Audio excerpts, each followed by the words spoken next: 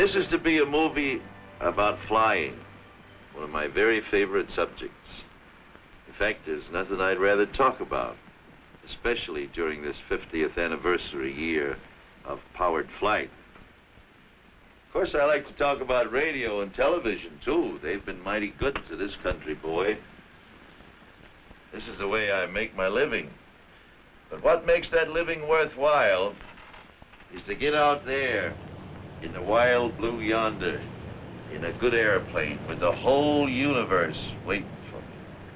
Not just because it's a thrill, although it certainly is that, but because I like to think that aviation, as far as it has advanced, and it certainly has come a long way, is still very young. Oh, we've come a long way since the days when my good friend, the ace of aces, Captain Eddie Rickenbacker, used to fly around in France in those Spads.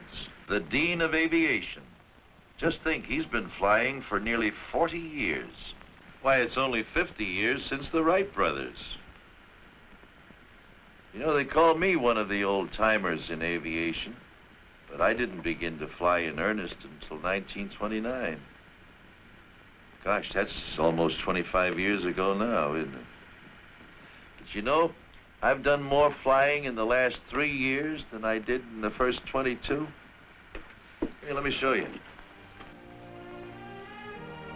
I have been commissioned in the Naval Reserve since 1939, but because of an old injury to my legs, the Bureau of Medicine and Surgery wouldn't clear me for military airplane flying until 1950. So it was in 1950, in September, that I got my Navy wings at Pensacola, the happiest day of my life. Since that time, I have qualified as a carrier pilot, as a jet pilot, as a helicopter pilot, and here is the coveted Navy green ticket, the highest instrument rating given to Navy pilots. Of course, I'm very proud of all of these military certificates. But here's one here that makes me very, very, very happy.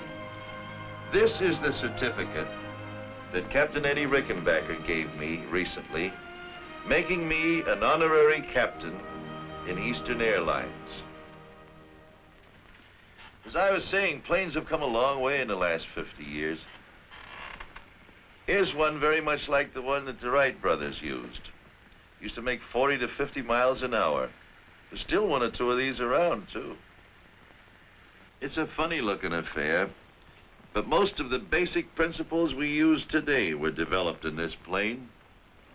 It didn't fly high, and it didn't fly far, but by golly, it flew. Looks kind of like an overgrown box kite, doesn't it? Well, you can take it from me, it feels like one, too, when you're up in it.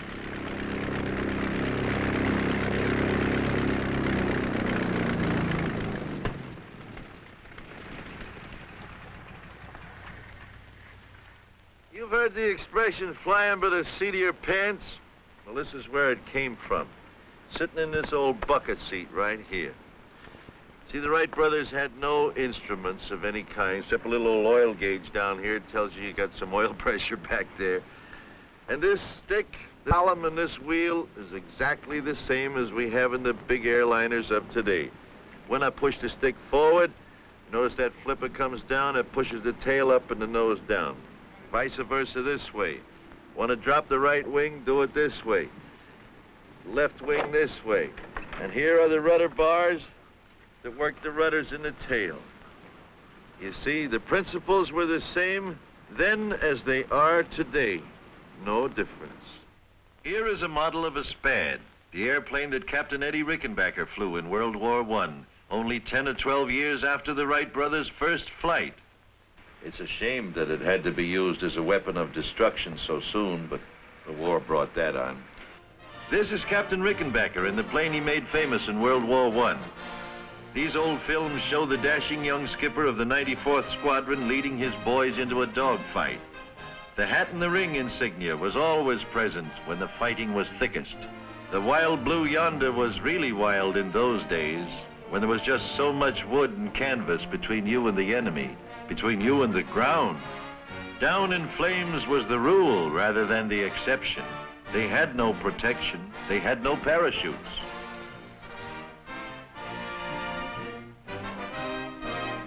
Yes, they paid a high price, but it was through Captain Rickenbacker's exploits in World War I that the terrific fighting power in the airplanes was made known to man. This little Spad carried a very powerful engine for those days and often flew up to 135 miles an hour straight down. There aren't many of them left, but here comes one of those old-timers now. And look who's flying it. It's Captain Eddie, the one and only, Captain Rickenbacker. Hey, wait a minute, I want to get in this scene myself. Oh, Arthur. Captain Eddie! How's it feel to be at the controls of this old baby again? Well, frankly, it brings back a lot of memories, Arthur. Some good, some not so good, but maybe we had to do it regardless. You know, many a morning I used to sit around up there at 20,000 feet with the sun at my back waiting for the enemy Fokkers to come around. 20,000 feet in that open cockpit? Right. Nowadays we got heated and pressurized cabins. Didn't you get cold? Oh, how? It sure was. In fact, we had to come down to thaw out, you know, it gets so cold up there. Yes, Arthur, it's a wonderful little ship, in spite of the fact that it's made up of wood and wires and struts, and slack and tape, pulled together with all of these wonderful combination of gadgets. The fact of the matter is, the only metal in it, the engine and the machine guns. Yes, quite a change. And in 30 years, too. True, and on the other hand, when you take a look at the beautiful Super Constellation, all metal. One end to the other, aluminum, steel, brass, copper, in fact, every kind of metal known to science is involved in its structure. Just take a look at that Super Constellation, folks. 114 feet long, with a wingspan of 123 feet. 4 of the latest compounded engines of 3,250 horsepower each. Do you realize how much power that is? Why, each engine has more power than a locomotive. This plane can fly up to around 400 miles an hour, and we are going to take a ride in it. Let's hear what Captain Eddie is saying. Arthur, one of those wheels weighs almost as much as a Spad. By the way, here comes your crew. Oh, hello, Dick. Hi, Dickie boy. Hiya, Captain. Hiya. Hello, you. Hello, Captain. Hi, you. Hello, Captain. Arthur, we're due out of here at 2 o'clock. Just 1 hour from now. I'm ready. Well, as long as you fellas are going to do the flying, I might as well go on. Have a good trip. So long, guys. Thank you, So Captain. long. What a guy. Well, now we're going to take you on a regularly scheduled flight from New York to Miami. Only this time, you're coming up in the cockpit with us, and we're going to show you what goes on behind the scenes. Well, Hugh, how are we fixed? Okay, sir. I'll see you on board. Good. Now, folks, I want you to meet my co-captain for today's trip. This is Captain Dick Merrill. Over 25 years with Eastern Airlines. One of the grandest guys and one of the best pilots who ever lived. I'm sure you know of his exploits as well as I do. To name one, he was the first pilot to fly a commercial flight across the Atlantic and return. What do you say, Captain? I say, Captain, let's check in at crew scheduling and then go look at the weather. Aye, sir, we'll do it.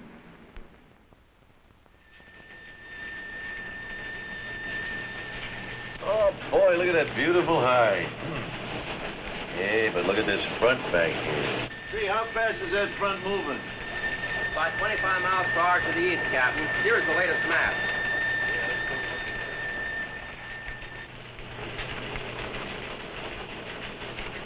Good. Thanks, Henry. Dick, let's fly down to 22,000. Sounds like a good altitude to me, Arthur. I'll go in and make out the flight plan. Okay. In this room, they get weather reports every hour on the hour from weather stations scattered all over the United States and Canada. Here you are, sir. Hi, Dick. Flight 601, proposed 1400. The dispatcher's office is the central intelligence for all aircraft. They know where every plane is every minute. On this big board, the clerk notes the position of each plane en route, as reported by radio, and the time due at the next checkpoint. We fill out our flight plan with the dispatcher, giving our exact route of flight, the altitude, the amount of fuel, and so forth. A copy of this will be filed with the Government Airways Traffic Control. Here you are, sir. How does that look to you?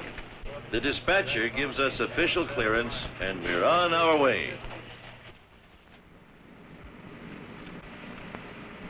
Everything okay, you? The ship is ready, sir. 88 passengers, Captain. Gross weight 112,000 pounds. Another full load, eh?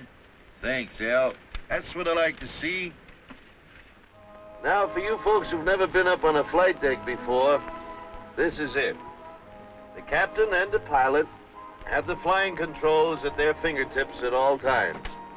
While over here, the engineer is very busy with the engine instruments. These are the throttles, just like the accelerators on your car, one for each engine. 2, 3, 4. This is the control column. And with it, you fly the airplane. To the right, to the left, down, up, and here are your rudder pedals down below. The airspeed indicator shows just that, how fast we are going through the air. The altimeter tells us how high we are. This vertical speed indicator tells us our rate of climb or descent. The automatic direction finder? Well, that's just what its name would imply. It points to where we want to go when we tune in a radio station with it. This is the flux gate compass. And this one is the old reliable magnetic compass, just like Columbus had when he came over here. This is the omni-range bearing indicator. This is the localizer and glide path indicator, about which we'll talk a little bit more later. This is the artificial horizon. It shows the attitude of our plane with reference to the real horizon. And of course, you know that we have radio contact at all times, ship to ground, 2 or 3 transmitters and receivers. Now, this plane has already been very thoroughly checked by the maintenance department, and during the last hour, it was checked by our own flight engineer, but that's not enough. The pilot and the captain have 1, 2, 3 lists of checks to make before we start down the runway to take off. Okay, Dick, we'll do the before starting engines check, huh? Right. Oxygen mask. Immediately available. Brake selector. And so on through 39 separate items. Now, you passengers wonder why we sit and wait sometimes at the end of the runway. It is because the captain and the co-pilot and the crew are making these additional last-minute checks. Well, I guess we're ready to wind them up, Dick.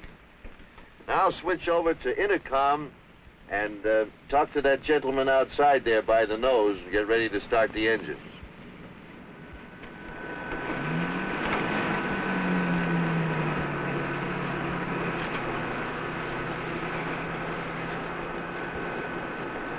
Ground to cockpit. Clear to start. Ready to start. Start 3. Turning 3.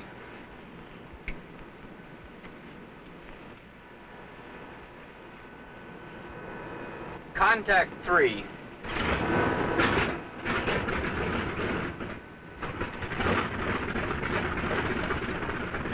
Clear to start 4. Start 4.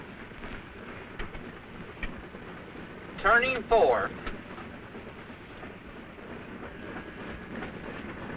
As soon as the second engine starts, the ground crew checks with the cockpit. Hydraulic pressure up. Now the safety pins can be removed from the 3 landing wheels. Otherwise, they could not be retracted when the plane is in the air. Clear to start 2. The same routine is followed for each engine. Clear to start 1.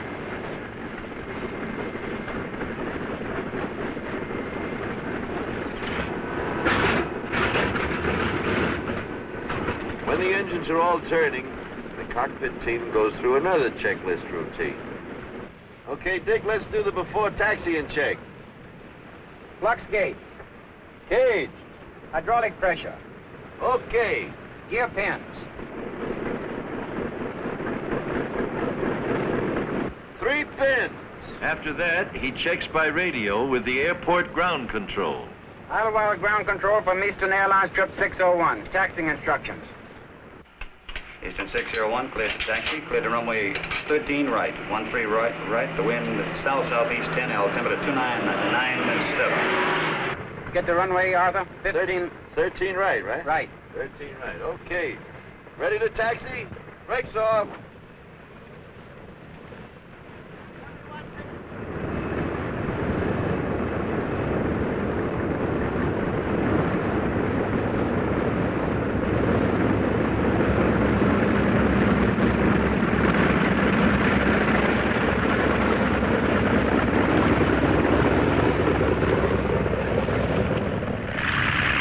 Ground control having given us permission, we taxi over to the warm-up block.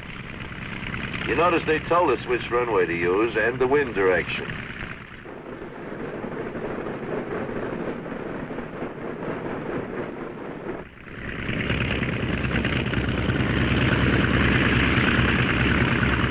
At the warm-up block, we go through the next, or before takeoff check. Trim tabs. Set. Flight instruments. Okay. Fitted heaters.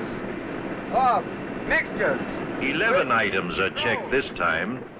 The last check before the plane leaves the ground. Ready to check mags. Number 1. Left. Smooth. Right. Smooth. Number 4. And so on until all 4 engines have been run up and checked.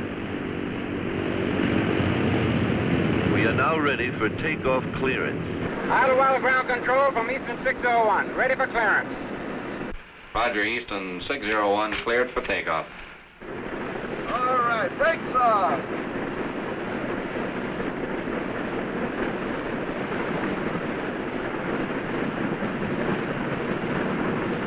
Clear for takeoff.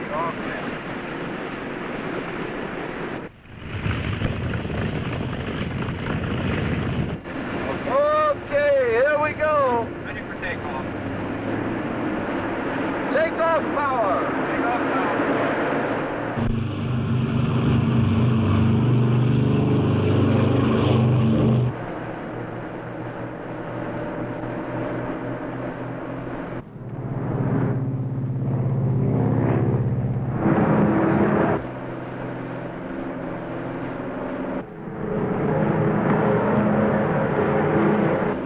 Gear up. Gear's coming up.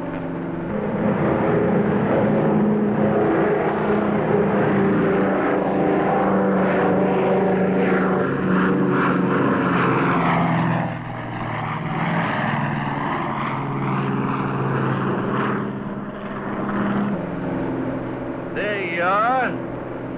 See how easily she wanted to get off? Big as this Super Connie is, she wants to fly right on off of there.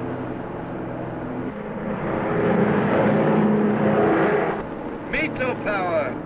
Veto power. It's maximum except for takeoff. Flaps up. Flaps coming up. Flaps are extensions of the wing area used to give more lift during the slower speeds of takeoffs and landings. They withdraw in flight for greater speed. Climb power. Climb power.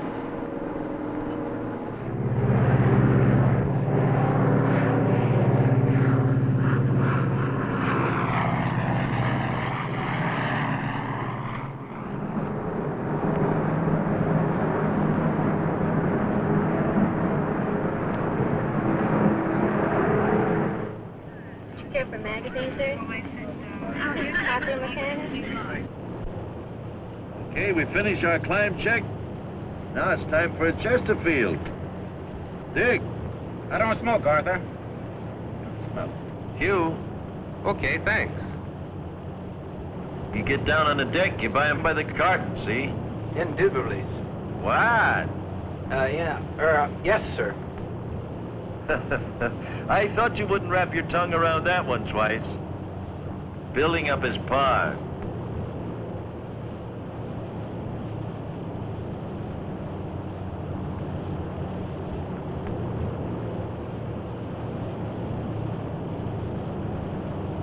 Oh boy, this is the life.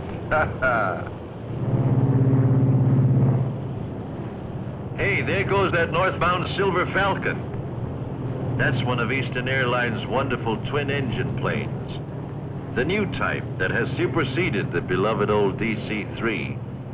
It's the most advanced twin-engine commercial plane in the air today.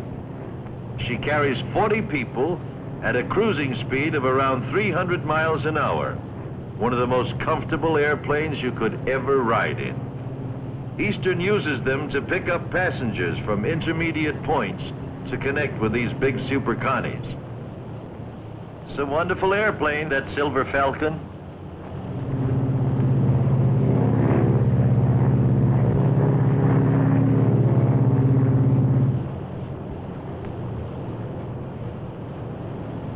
Smells like the girls are getting ready to serve dinner back there. Gwen, the water's hot for tea if anyone cares for anything. Thank you, Al.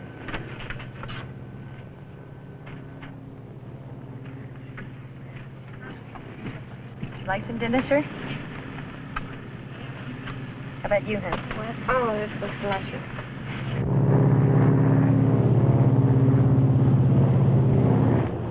Okay, let's level off here. Cruise power. Cruise power. Now, people often ask me, I can figure out how you do this in good weather and over land, but how do you navigate when you're up over the clouds and over the ocean? Well, honestly, it's so simple, I hate to tell you. Well, for direction, we have the compass, the automatic direction finder, and the Omni range receiver. Let me show you how that works. Dick, take over for a minute, will you? Look, let me show you how it works. I'll fix this up here and draw you a little map. Let's come on down here. We draw the coastline down through Atlantic City, on down here to Wilmington, Myrtle Beach, on down the coast very crudely. We're flying along out here somewhere. We've got an Omni radio station here in Atlantic City. We've got another one here at Norfolk, and we've got another one down here at Myrtle Beach. So we tune in this station here. And on our little dial window I showed you a minute ago, it says that we bear from that station, say 300 degrees. Well, we draw a line of 300 degrees magnetic true bearing right through that station, which extends out here somewhere. We are somewhere along that line, but where?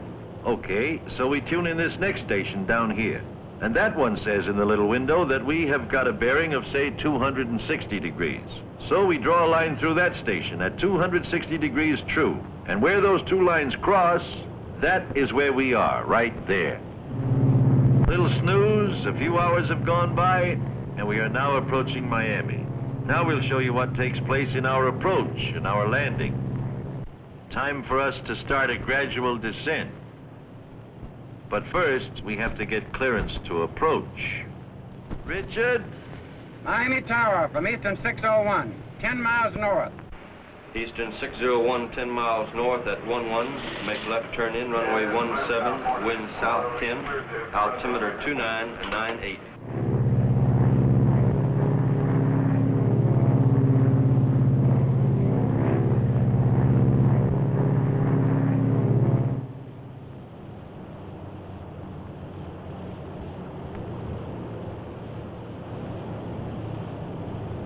Okay, Dick, let's have about 60% flaps.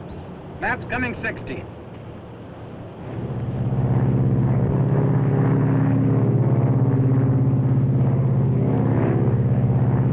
Gear down. Gears coming down.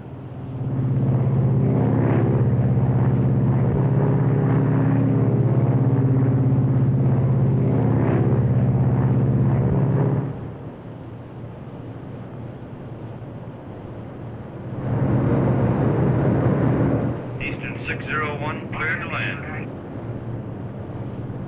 80% flaps. Flaps coming 80.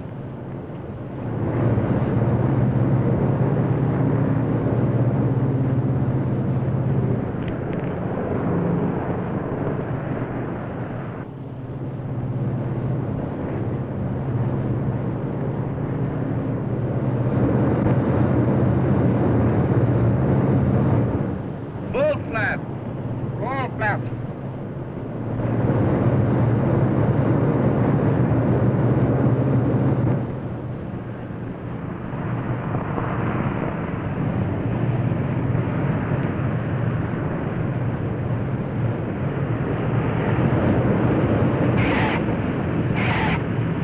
The captain will reverse the pitch of the propellers and push the air forward and just stop the plane.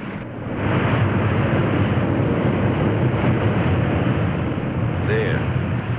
You see, that acts as a powerful brake. So next time when you're riding in an airliner and you hear the engines roar soon after you're on the ground, remember that's what he's doing, reversing the props to stop the airplane.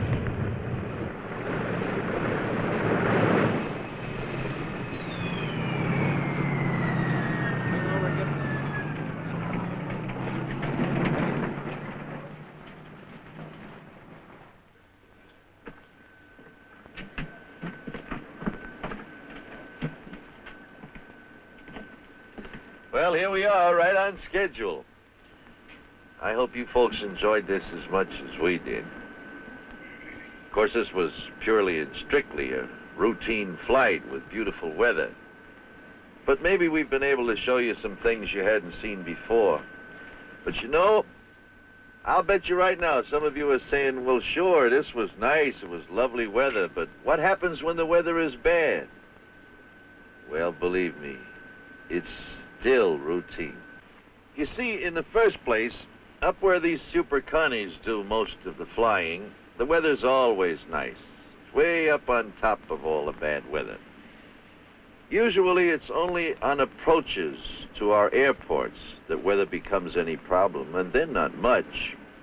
As long as we have half a mile of visibility and 200 foot of ceiling, no problem at all. Now, these minimums are arbitrarily set up by the Civil Aeronautics Administration in the interest of general safety. Actually, we can land one of these airplanes when the minimums are 00. Let me show you. Here we are flying on instruments. We're in the clouds. It's one of those nights that the birds aren't even walking. We have been cleared to make an instrument approach. We have been cleared to the outer marker. This point we call the outer marker is located approximately 5 miles from the end of the runway. A light flashes on the cockpit panel. At the same time, the ADF needle indicates the passage of the marker, and we also get an audio signal. At this point, the glide path is intercepted. The glide path is a sloping radio beacon down which the aircraft should make its descent to the runway, and is indicated by the horizontal needle. When the needle is centered, the aircraft is on the glide path. If the needle moves above center, the aircraft is low and must climb back to the path. If the needle is below center, we're high on the glide path. This is a big help in itself. But in addition to the ILS, the Instrument Landing System, we have GCA, that is Ground Control Approach, and that can give additional valuable assistance. Radar monitoring on localizer voice as you approach the outer marker. By means of this radar, the GCA controller sees the approaching plane as a bit of light moving on his scope and can direct it safely to the airport. When the flight has been directed to the approach course, it is turned over to the radar monitor for final approach. Radar to eastern, you're approaching the ILS course. Turn to a heading of 247, and I'm turning you over to the radar monitor for final approach. This is radar monitor. Etched right on the scope is both glide path and localizer, and any deviation can be detected and measured in feet. You are 4 miles from the end of the runway. 200 feet to the right, of course, but correcting nicely. Your glide path is good.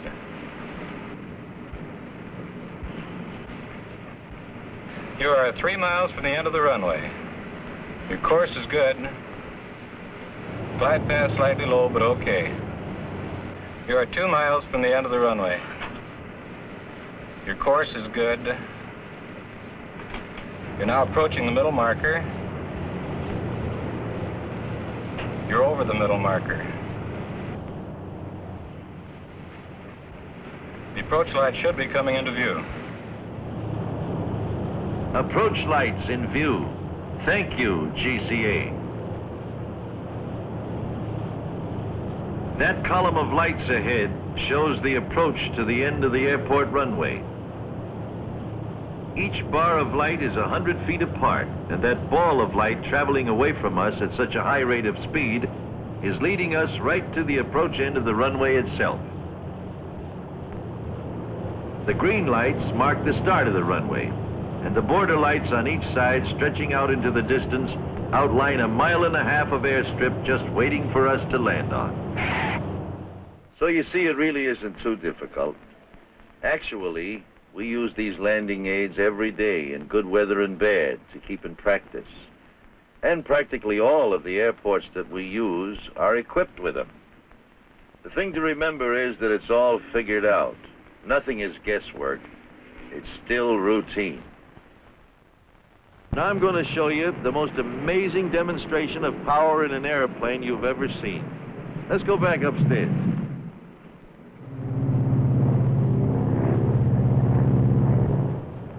Now watch this. Feather 1. Feather 1.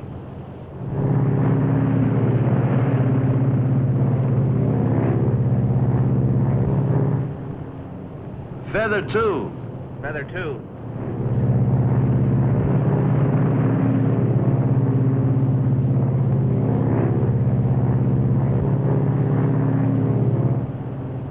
Look at that, on 2 engines. Purring along just like a kitten. You haven't seen anything yet. Feather 3. Feather 3.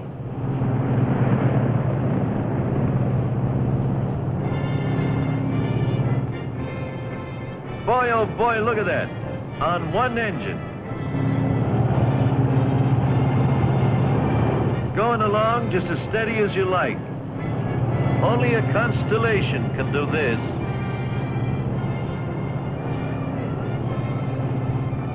Why do we have all that tremendous reserve of power? Because, my friends, power means safety. That's why this Super Constellation is the most dependable airliner in the world today. Okay, Hugh, bring in 1. Unfeathering 1.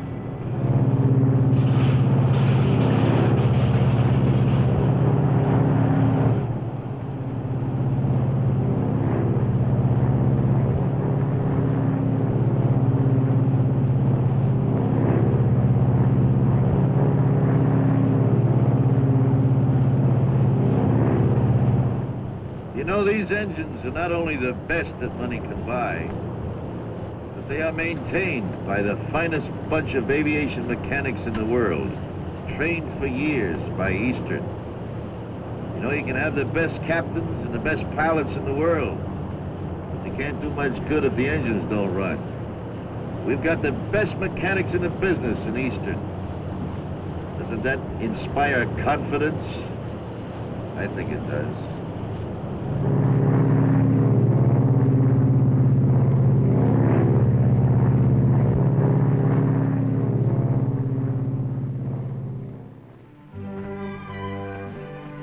Well, we all have our dreams, I guess. I never did aspire to own an airline, but I always wanted an airplane of my own, even when I was a kid. I've got 2 of them now, a DC-3 and an Avion, and there are thousands of privately owned airplanes all over America today. This is the little airport or landing strip that I use when I fly home to Virginia. That's my Avion coming in there, a single-engine plane. We can go most anywhere in it. It has all the technical facilities and instruments that the big planes have.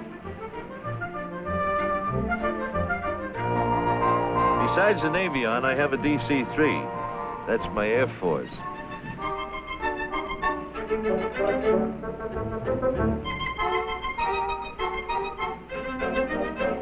We call this little field the Leesburg International Cow Pasture.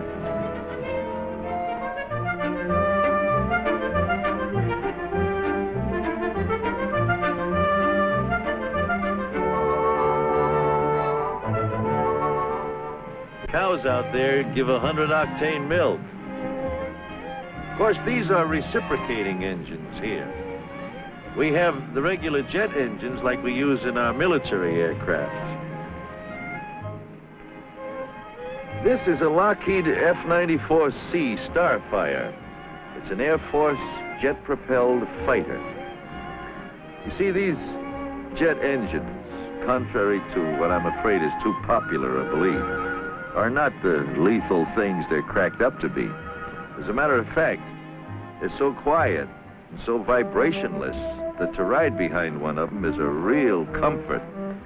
We're hoping someday soon that our commercial transports will be jet-propelled. You see, a jet engine has no propeller. The air is drawn in through the intake ducts just forward of the wings, compressed and mixed with burning fuels to produce a powerful jet of exhaust gases which are expelled aft. The mechanism involved in reality is much simpler. The propeller is replaced by an air compressor. There's a combustion chamber into which we inject fuel to expand the air and increase its velocity. And installed in the path of the exhaust gases is a turbine to drive the compressor. There you have it. This is my friend Tommy Daniels, a member of our Air Forces for 12 years. Tommy is one of the thousands of fine young men who are making a career out of the Air Force, taking advantage of the wonderful training they receive. How do you like it, Tommy? It couldn't be better, Mr. Godfrey. It's really wonderful. Now I'm going to have the pleasure of flying with Tommy today in some very exciting scenes. So, Tommy, what are we going to do? Well, Mr. Godfrey, I'd like to take you through some pull-ups to show you just what this airplane is designed to do in climbing to altitude rapidly. I'm sure you'll enjoy it, but it's just routine flying to us. We do it every day. Now, before we take off, I would like to have your friends take a look at the afterburner in the tail section. It gives this airplane this terrific wallop. Okay, Tommy, we'll do it. This Lockheed Starfire is an all-weather Air Force interceptor.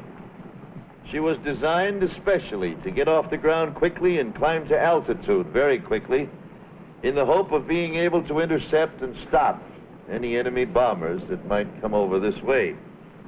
To help her get up there quickly, she was designed with this afterburner in the tail section, which is why this tail section is so much bigger than any other jet you've probably seen. See, there's an auxiliary engine back in here that uses exhaust gases as they pass through and reburn them with greater efficiency, giving additional thrust to the engine. That really is something to watch. It get off quickly and climb to altitude, boy oh boy. I want to show you what I mean, so we're going to fly by first on the regular jet, and so you can see and hear how it performs. And then we're going to fly by with the afterburner on. And you'll hear that, well, you'll see for yourself. You just watch. Okay, Tommy, let her go.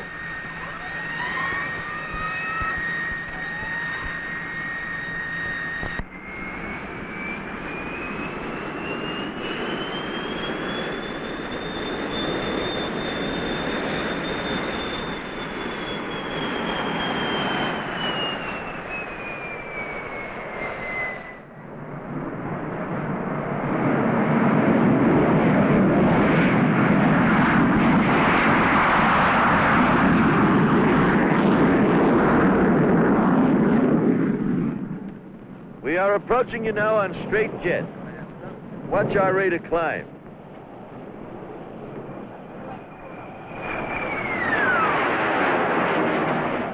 Now we are approaching with the afterburner in operation. Watch the increase in this climb.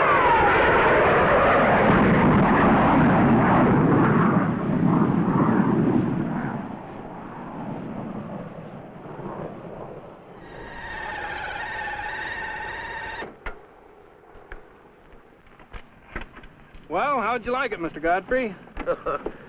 Boy, my pants are where my necktie ought to be. But it was wonderful. Gee, what a dive. Woo! That's just a sample of what this airplane can do, Mr. Godfrey. Thank you, Tommy. And this airplane can do much more, as we're going to see. Yes, and here comes the man now who's going to do it. And here is the chief test pilot for Lockheed, my good friend Tony Levick. Hello, Arthur. It's good to see you. Well, if you think those pull-ups were something, Arthur, just watch and I'll show you how easy it is to penetrate the sound barrier with this airplane. I wasn't with Tony on this flight, but we have a camera specially rigged on the tail to give you a close-up view of what happens when you break the sound barrier. Let me tell you what to watch for. First, notice the deep color of the sky, how much darker it is at 45,000 feet where Tony will start his dive. You are not only far above the clouds, but also above the haze and dust of the lower atmosphere. You are looking at the pure ultraviolet rays of outer space. There's the peel off. Now listen as the sound builds up. Usually, there are two thunderclaps. One when the plane runs away from its sound, and the second when the sound catches up again.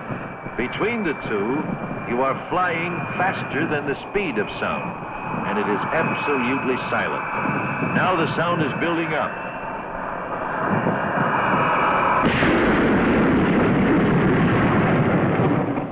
The sound barrier has been broken. This is the silence of supersonic flight. Now the pullout is being made. Listen to the noise when the sound catches up.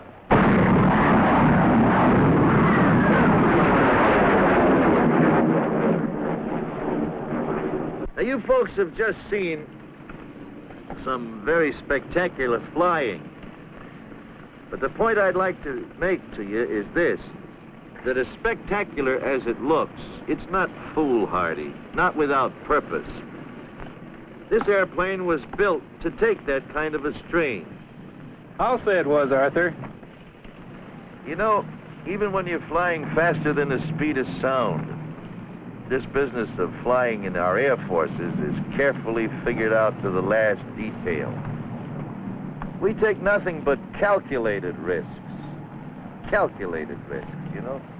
Our equipment is the very best. It's built to fly. You wouldn't make dives and pullouts like that with a transport plane. It wasn't built to do that. This kind of an airplane was. Why, we were climbing up out of that dive there at the rate of about 45,000 feet a minute for a few seconds. Even our big bombers, the B-52, the B-47s, they fly so fast, and yet they're built to fly, strong, and have all the bugs been worked out of them. So that really, it isn't something spectacular, this business of flying so fast. It's done every day by personnel that's trained very carefully, by men who are competent to train the youngsters coming along. Your son that joins the Air Force or the Naval Air Service, never fear but what he'll get the very best possible instruction, that every precaution will be made to look out for his safety. Sure, there's danger to it. There's danger to crossing this. It takes a special breed of cat to fly these things. This can't be done by any namby-pamby. That's why all the men you know who are pilots are such wonderful young men. You young fellas looking for adventure, looking for real life, something you love every minute of it, you go and see the nearest Air Force recruiting officer, or the nearest naval officer procurement station, or the nearest air station someplace. Talk to them about it. It's a wonderful life. You'll love the years that you spend there, and you'll use the experience all the rest of your days. Join up. We need you.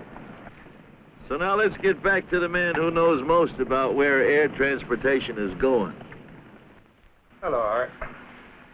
Well, Rick, we've told the story pretty good up to now, I think. What would you say we can look forward to in the next few years? Well, Arthur, you've been talking about jets. You know, it won't be long until we'll be flying from New York to Miami in a matter of 2 hours, San Francisco in 5, and to London in 5 to 5.5 hours. And at altitudes from 35,000 feet to 45,000 feet. In fact, we'll be landing and taking off in most any kind of weather. Well, that's fine. That's wonderful, Rick. Our planes are flying faster all the time. But what are we going to do about this business of getting from the airport to town and from town to the airport? Doggone, sometimes it takes you longer to do that than it does to fly where you're going. I know. And we're going to be doing something about that too, Arthur. It won't be long until you'll be going to your midtown terminal. There you'll step into a express elevator and be whisked to the top of the building. There, a commodious helicopter will be awaiting to take you, baggage and all, and deposit you at the main airport in just a matter of minutes. And not only from downtown, Arthur, we're going to have feeder lines of helicopters coming in from all the surrounding communities. We're going to make flying better and faster. We're going to make flying available to still more people. Well, Rick, it's been a lot of fun. A rare privilege and a great honor to do this with you. I've learned a lot, and I hope we've done some good. I'm sure of it, Arthur. Good luck. God bless you always, Captain Godfrey. Thank you, Rick. Well, it was a real nice trip, kid. Captain Dick Merrill, it was a rare privilege to fly with you today. Well, Arthur, I couldn't have been with a better captain. Thank you. Thank you, Gwen and Helen, for a very pleasant trip. And you, Hugh Palmer, the grand flight engineer. Thank you, Al. Thank you, Captain. Grand trip. So remember, when you want to fly anywhere in the world, call Eastern Airlines. If one of our planes doesn't go where you want to go, we'll put you on one that does. And I'll be seeing you, be the good Lord willing.